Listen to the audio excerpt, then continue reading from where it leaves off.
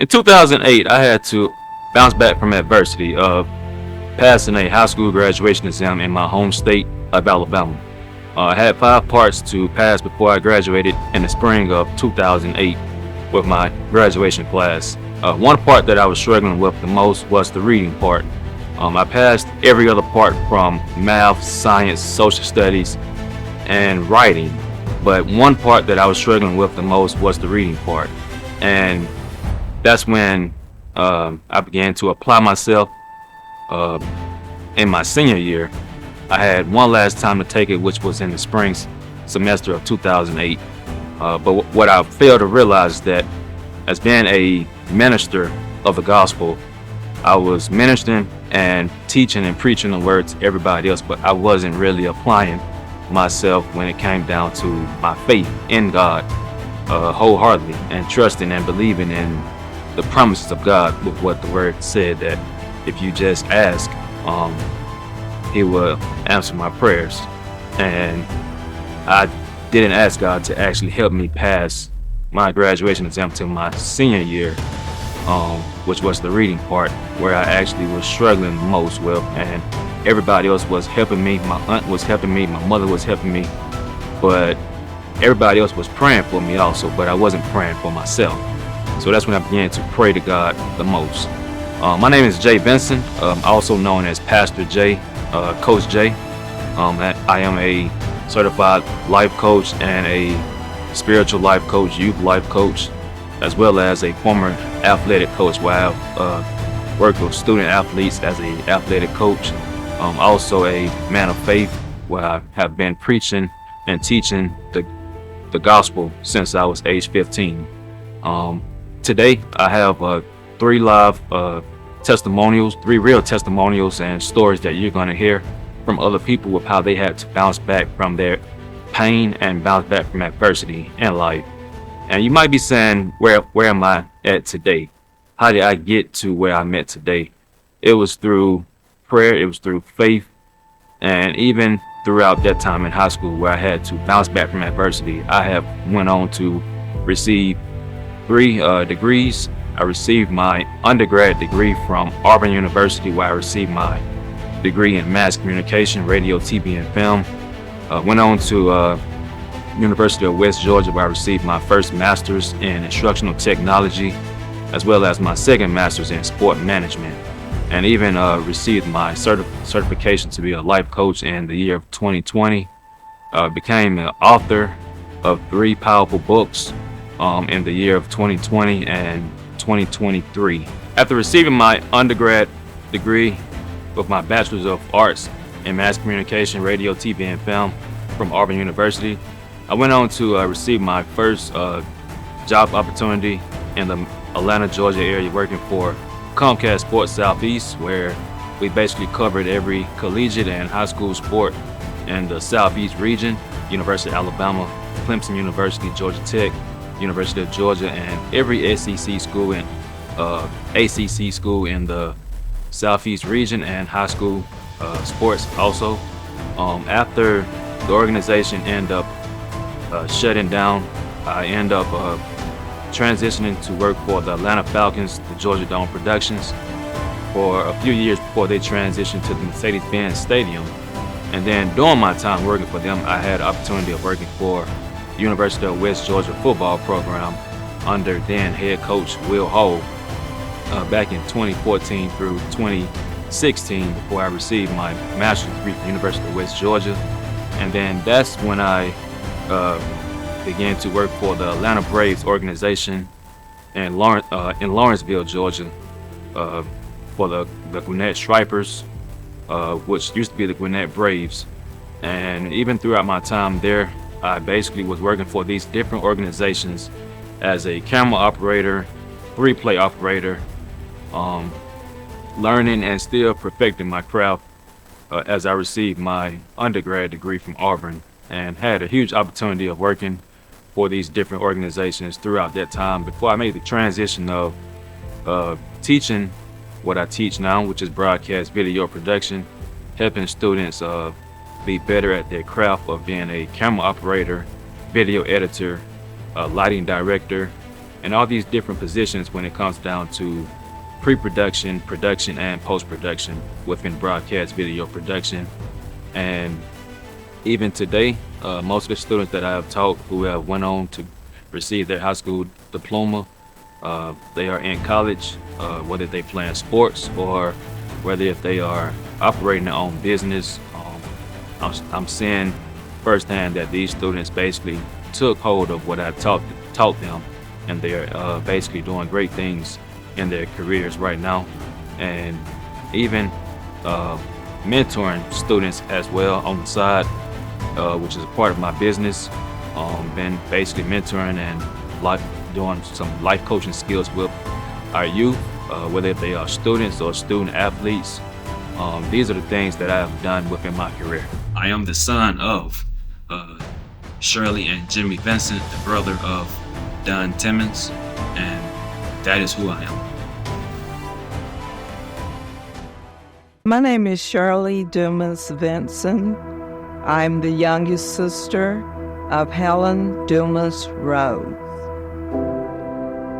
My sister Helen, on the night of October the 18th, 1989, was going home with her 2.5-year-old son. As she walked in the door, this young gentleman by the name of William Thomas Knox, at the age of 17, had broken out from the Mount Meigs Youth Facility and had broken in several homes out in that area. When Helen opened her door, the gentleman was standing behind the door, and he immediately began to shoot her. He shot her in her back. The bullet went straight to her aorta, and she fell.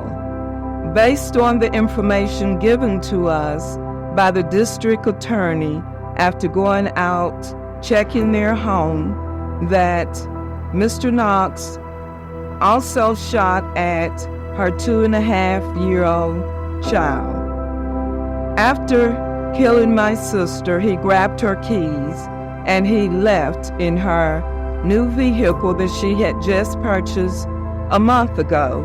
And he was caught in Birmingham, Alabama, sitting at a grocery store. He said he was waiting for a friend to come out of the store. I received the call the night of October the 18th, approximately 11:45 p.m., from my oldest sister, Vera Dumas Webb, telling me for me and my husband, Jimmy, and my oldest son, Don, who at that time was only 9 years old, for us to get up and meet her out to Helen's house. And she did tell me at that time that she thought that Helen had been murdered. And when she told me that, I said, "Oh my God, it can't be." So after we all got out to Helen's house, my sister Vera was already there. And when we got there and I saw all of the sheriffs and the police cars and all surrounding the house and all, and then after I saw the yellow tape, I knew then that my sister did not make it. So my sister Vera tried going in the house, and at that time the police grabbed her and told her that she couldn't go. She couldn't go in the house. She just kept saying, "I want to see my sister. I want to see my sister." And at that time they told her, "No, we can't mess with evidence. You can't go in." So they helped her walk back to her vehicle, and she told me at that time, "We've got to go and tell Mom and Dad," which lives in Tuskegee, Alabama, which approximately about 37 miles from Montgomery, Alabama. So we did go that night. We got there, it was like approximately 2 a.m. in the morning. And Vera called Mom before we got to the house and told them to get up and come to the door. And when we got there, Mom and Dad came to the door, and Mom did tell us that after we told her what had happened, she said, I knew something had happened because with all of you all coming at this time of the morning, I knew it would not be any good news. And she said, oh my God, did he take my child's life? And we had to tell her that he did. She didn't make it. And my father, which is a military man, we never saw him cry before. He just got up and he walked back to the back and he stayed back there in the back room. And I got up and I went back to the back room and I saw to see what was going on with my dad. And I saw he was back there crying. He didn't want us to see him cry because of him being a military man. And at that time, we all just began to pray. And soon after that, we got a phone call from the police department that said that they were still looking for the gentleman that had fled the scene. They knew it was one of the prisoners that had broken out because he had been missing for 2 days. But the sad part about it, that they did not report that he had been missing. So by that time, after day began to break and we all still was at the house, and about 9 a.m. that Thursday morning, we got a call from the police department again to tell us that they had apprehended the gentleman that had taken my sister's life.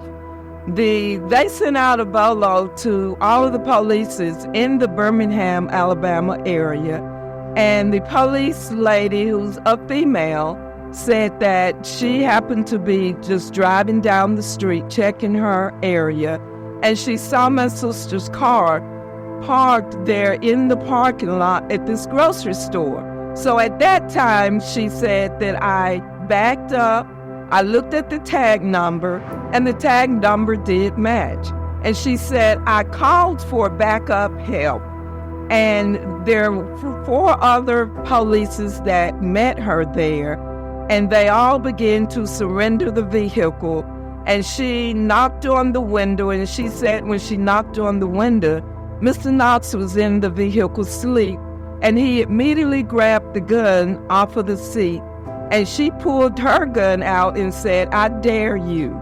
And she demanded that he get out of the vehicle, and he got out of the vehicle, and they start questioning him, and he would not answer any of the questions, what we were told.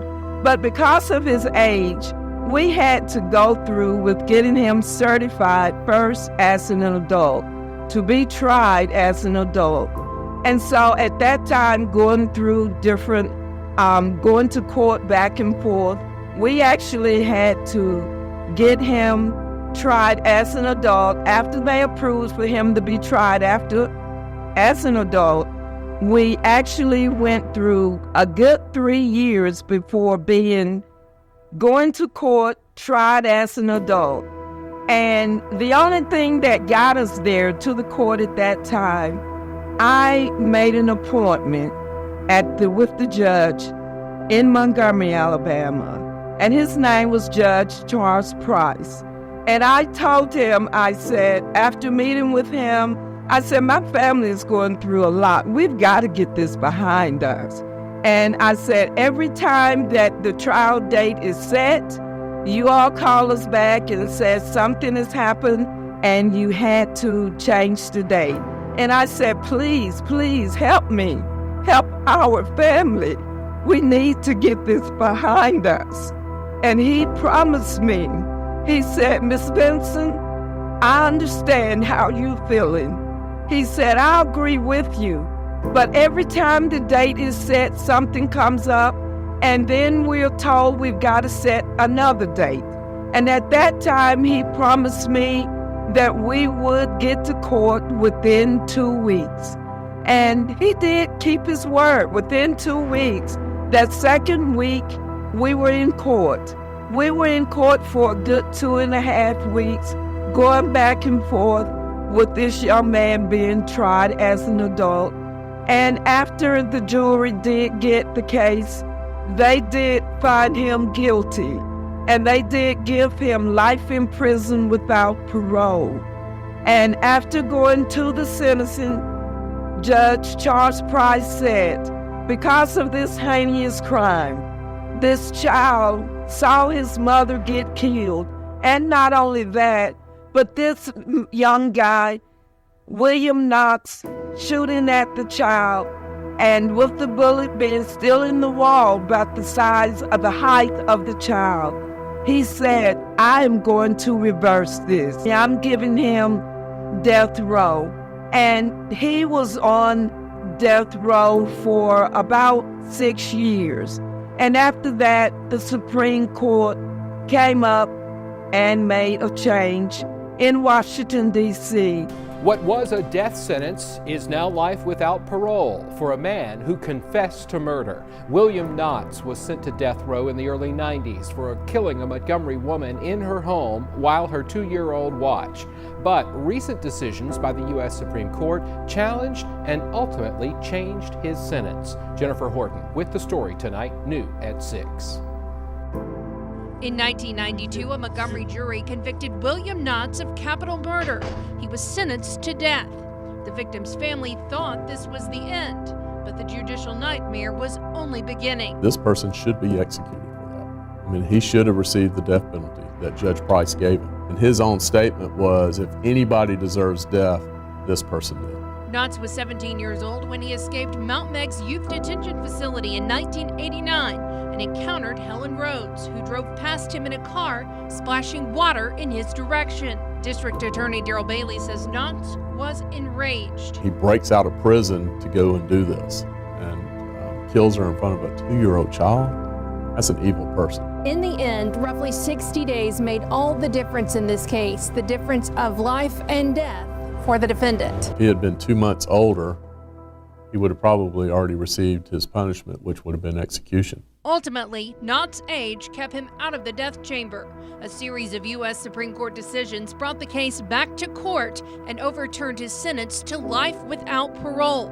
Most recently, a judge was forced to consider a lesser punishment, but the life sentence was upheld. The fact now that we are paying for him to be in prison, we're running the risk of him escaping and killing someone else. Rhodes' family feels like they're serving a life sentence too, still learning to live without the glue that held them together, a young wife and mother who had just earned a master's degree. Following the hearing, Rhodes' sister wept and prayed it was the last time they would ever face her killer. Life without parole is a stiff sentence, as long as it stays life without parole. But as we have seen with the courts and the way things have gone, there's no guarantee. Jennifer Horton, WSFA 12 News. Mr. Knox was there at the trial. He did tell us, I must tell you all I'm sorry for what I did. He said, I didn't know your sister. He said, I didn't know her child. He said, I don't know what made me do this. But he said, if you all would, I'm so sorry for what I did. After going through, sitting there, listening to Mr. Knox with what he told us, I truly felt in my heart that he had time to think about what he did to my family and besides to my sister's only child. After going through a lot with trying to have this baby, and then this happens, I just sympathized with him growing up without his mother. But at the same time, he knew that we were there for him. His father was there for him. And I did not find it in my heart after all of this happening to forgive him. And I just thank God that the Lord did not allow anything to happen to me before I found it in my heart to forgive him. Because I know, as being a Christian, as being a faith young lady, that I needed to forgive this young man for what he did to me and to my family. My sister and I were very, very close. But at the same time, I prayed and I prayed and I prayed. And the Lord helped me to find in my heart to forgive this man that took my sister's life, that tore my family apart. And I just want to say that just as it happened to me, it can happen to you. But if it does, it may take time for you to find in your heart to forgive. But just know that you can forgive. And if you pray about the situation, God will help you to get through it. And that's exactly what He did for me. He helped me to get through this situation, and I've forgiven him since that time.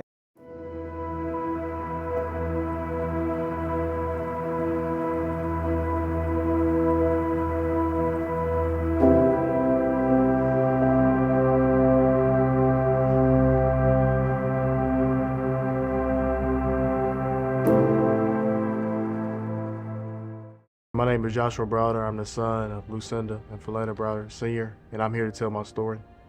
I started my high school career at Macon East Academy, a small 2A school. My experience there, it was bittersweet. Being in a relationship with the coaches was on and off. It was more politics.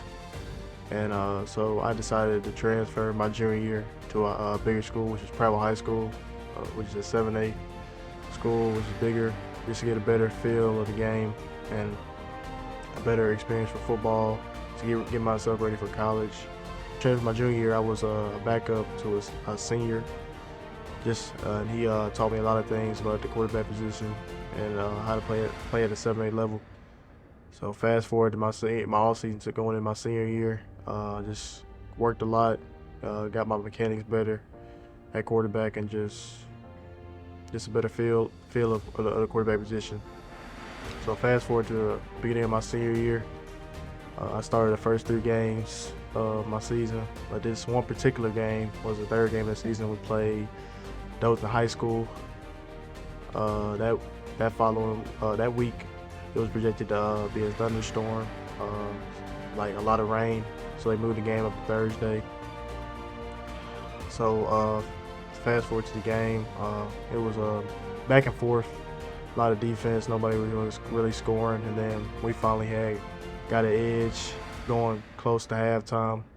We ended up scoring, and then next drive we were close to scoring, but they called a rain delay, so we was sitting on the bus for about 30 to 45 minutes to an hour.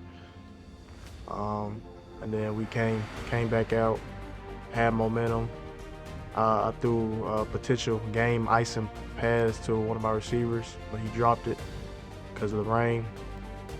So we get back on defense, make a stop, and then we get the ball back, and then we move the ball down the field, and my running back, he fumbles the ball, and then their defense recovers the ball. Then we get another stop on defense, and then going to a minute left in the game, we pushing the ball down the field. Our coach calls a speed option play. So we ran a speed option play. The defense end was between me and the running back, so I didn't pitch it, obviously, and then I just kept it for myself. And then everybody was saying when I was down, but the ref didn't call me down. So when I was down, the ball came out, and the defensive end scooped and scored it, which ended up winning the game. So my reaction to that was just, I didn't know how to feel. So next day we had school. Everybody just whispering, looking at me and stuff. And this random person just walked up to me and then said, you should be killed like in a death threat type of way. And my first initial reaction, I was like, wow, in my mind, and like saying to myself, like, they really want me to be dead and stuff. So, and I just texted my parents. Dad came up to the school, talked to the principal and stuff. I checked out, went home, just started breaking down, crying in tears. Nobody knew because I was just in my room by myself. And I didn't know how to feel. So fast forward to next week and then the rest of the season, they had started a receiver at quarterback because he used to play quarterback. So that rest of that season, I just rode the bench, just patiently waiting my turn. Just sad, thinking my senior season's going to waste. During that time, I didn't know how to feel. I was broken down. A friend of my dad's, Mr. Vincent, he sent me some words of encouragement, lifted me up throughout that whole rest of the season. It was great to have him in my life and stuff. He was a great mentor. So fast forward to the second to last game was my senior night. I really didn't think I was gonna play. The day before that game, I talked to my mom, thinking about quitting football and just going to school, but she just told me to stay in it and just wait your turn, and your opportunity came. So fast forward to senior night, that game we played against Auburn High School.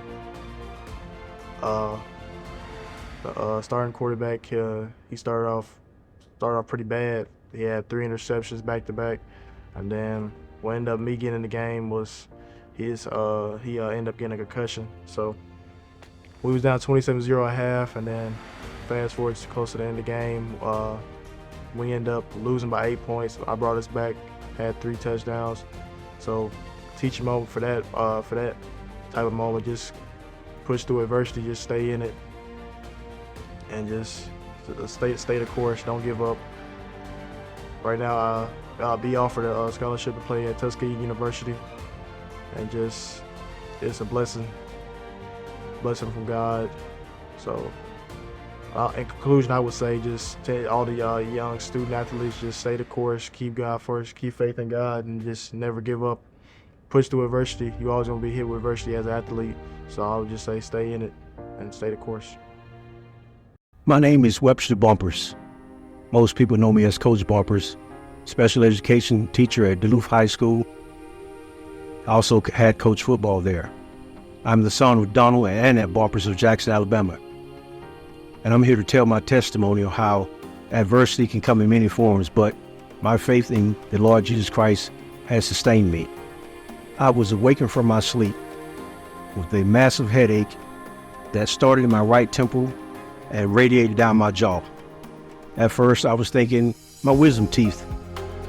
I am in my mid-30s, never had my wisdom teeth taken out, so I'm going to go do it today. That Saturday, I was lucky enough to find a dentist that was able to do so. 20 minutes later, I was staring at 4 of my wisdom teeth. They were not brown. I take care of my teeth very well, but I thought it was my wisdom teeth giving me issues.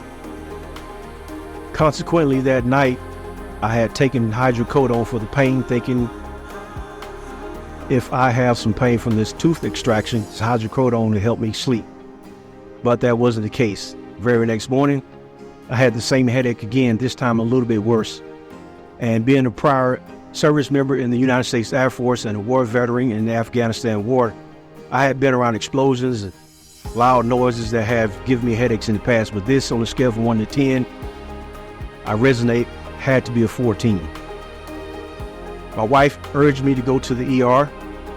We had done so. They wanted to send me home because the MRI tech was not there. My wife, being the type of woman she is, she said, "Where's somebody? I got to bring somebody here. We're not going home. Where's the user manual? My husband will go back and use it himself, but somebody's got to get here." So finally someone showed up. They performed the MRI and admitted me to a hospital room. I didn't know why, but the doctor I had seen coming to the hospital showed up to my room with 3 other doctors. And they told me, "Mr. Bumpers, you're not supposed to be here." And I'm going in my head like, I'm in pain. I don't feel good. This is a hospital. What you mean I'm supposed to be here? And they said, "Well, we found a mass in your right temporal lobe the size of a kiwi fruit, and you're supposed to be dead." Immediately, the type of person I am, like to crack jokes, I thought some of my friends saw me walk in the hospital and they were like, "Hey, let's play a prank on Coach Bumpers." And I'm like, well, that's a pretty mean prank to tell somebody he's gonna die. But after I heard that, in my spirit, I heard a voice, clear as day, said, "And he's supposed to love you." Immediately, I knew that was the enemy, because a week prior to me coming down with this diagnosis, I was praying to God in my prayer life, asking him keep me on this earth till I'm in my 80s because I feel like I have a lot to do. And resonating behind hearing he's supposed to love you, I knew that wasn't God. I knew that was the enemy trying to get me to doubt my faith. So after the MRI, spinal tap, MRA, and some blood work, those doctors told me I had suffered a stroke, aneurysm, and small seizure in my sleep, all at once. It didn't make sense because I'm looking at it from a worldly view. Who can sustain that type of stuff in their sleep? But I bounced back to my faith in God, knowing that what Jesus endured at the cross, it had to save me. It wasn't by coincidence. There's no luck. There's no magical, the universe brought the stars together. No, it was God. It was what Jesus did on the cross. A week later, after the tumor, which my wife, by the way, she did not want me to go through and get the biopsy done. She was like, there's a second opinion. They're going to drill a hole in your brain. I'm like, it's okay. It's okay. She did have faith, but she was also concerned. Her name is Tina, by the way. We've been married for 12 years. After the biopsy, 72 hours, I was still in the hospital. They told me it was stage 3 malignant brain tumor. And if you know anything about stages of cancer, stage number 4 is the most severe. The kiwi-sized tumor was resting on my right main eye optical nerve in my right temporal lobe. And it kind of makes sense because since I was in the 8th grade, I've been nearsighted, but my right eye vision has always been obscured more than my left. And I'm not saying the tumor had been there that long, but even if it had been, God is still in control. After that, they scheduled me for a surgery. My wife was like, well, you gonna let them cut into your brain? And she's kind of squirmish about, blood and stuff like that. And me being the person I am, I got to be like, okay, I got to let my wife know I'm strong. But I was concerned. But I wasn't worried, if that makes sense. And prior to the surgery, I'm being pushed down the hallway on the bed, and I look in the surgeon's office. By the way, his name is Robert Ayer. Did a great job. I saw in his office there was a picture of a doctor performing surgery, and over that doctor was 2 angels, and their wings were covering that doctor. That put me at more ease. The day of the surgery, everyone in the hospital room on the surgery team was, I wouldn't say scared, but they were all tense. And being the person I am, I said to myself, I got to liven this place up. I don't want anybody opening my brain and they all tense about it. So I said, I have a question. Like, Mr. Barbers, yes, what's your question? I'm like, please gather around my bed. I want to ask you a question. I watched this surgery on my phone last night, and the tools that you guys are going to use to open my brain and cut out the tumor are the tools from Home Depot or Lowe's. And everyone in the room, they chuckled and laughed. Even Dr. Ayer, he laughed. And I scanned the room to see if anybody wasn't laughing, because I thought that was pretty funny. And if they weren't laughing at that, I was going to ask if they can go home for the day. I didn't want anyone in the room that was going to be uptight. Although I knew God had me at the cross, I still wanted to keep them in tune and in line with what they needed to do for me. After a 6.5-hour surgery, the doctor told me that he had removed 98% of the tumor. Afterwards, I did my follow-up visits, went through radiation, chemotherapy. Here's a scar on the side of my head. That's a testament of that surgery. My oncologist told me I had 10 months to live, get my affairs in order. At first, I felt a burning relief off my body when he told me that. And it's strange because most people hear that and they're like, oh my gosh, I'm gonna die young, I haven't done all these things. In my spirit, the Holy Spirit told me, what you just heard from this doctor, do not tell anyone.